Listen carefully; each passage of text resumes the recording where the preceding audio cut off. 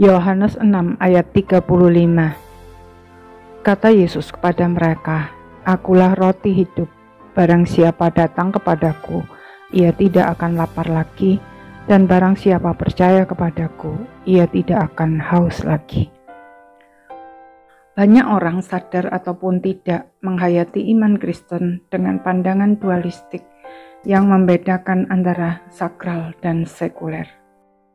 Akibatnya kehidupan menjadi terpecah, tidak dapat menghubungkan hal-hal jasmani dengan Tuhan.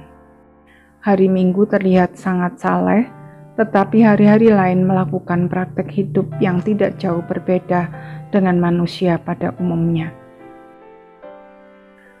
Padahal di dalam Tuhan Yesus tidak ada pemisahan antara yang sakral dan sekuler. Seluruh segi kehidupan orang percaya, termasuk kerja, makan, tidur, dan rekreasi adalah sakral.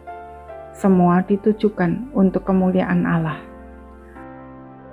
Ketika Tuhan menurunkan mana di padang gurun, Dia tidak hanya sekedar memenuhi kebutuhan jasmani umatnya, melainkan memberi tanda yang menunjuk kepada Tuhan Yesus sebagai Sang Mesias yang dijanjikan. Demikian juga, Tuhan Yesus memberi makan 5.000 orang laki-laki atau sekitar 15.000 orang jika ditambah perempuan dan anak-anak dengan 5 roti dan 2 ikan. Bahkan ada sisanya 12 bakul, bukan sekedar untuk mengenyangkan mereka atau mendemonstrasikan bahwa Allah sanggup memelihara orang percaya secara jasmani, tetapi yang terutama adalah untuk menunjukkan bahwa mana sebagai tanda Sang Mesias yang dijanjikan itu sudah digenapi di dalam Kristus. Dialah Sang Roti hidup sejati yang turun dari sorga. Makan dagingnya dan minum darahnya, maksudnya percaya dan menerima Kristus sebagai Tuhan dan Juru Selamat satu-satunya yang disimbolkan dalam sakramen perjamuan kudus. Umat Israel walaupun sudah banyak mendengar pengajaran Tuhan Yesus, gagal memahami kebenaran tersebut sebab fokus mereka ada pada kebutuhan jasmani. Seperti manusia pada umumnya, mereka berpikir bahwa kebutuhan utama mereka adalah makan, minum, sandang, pangan, papan, atau tempat tinggal. Maka walaupun mereka nampaknya sangat antusias mengikuti Tuhan Yesus, bahkan sampai rela menempuh perjalanan ke seberangan danau dengan berjalan kaki, sebenarnya mereka bukan mencari Tuhan Yesus, tetapi mencari berkat jasmani.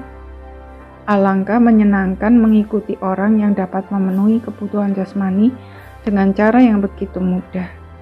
Tidak perlu susah-susah bekerja, ikuti saja Tuhan Yesus kemanapun Dia pergi, sambil duduk mendengarkan khotbahnya yang pasti dibawakan dengan cara yang menarik dan berpuasa. Itulah sebabnya Tuhan Yesus menegur orang banyak dengan keras. "Aku berkata kepadamu, sesungguhnya kamu mencari aku, bukan karena kamu telah melihat tanda-tanda, melainkan karena kamu telah makan roti itu dan kamu kenyang."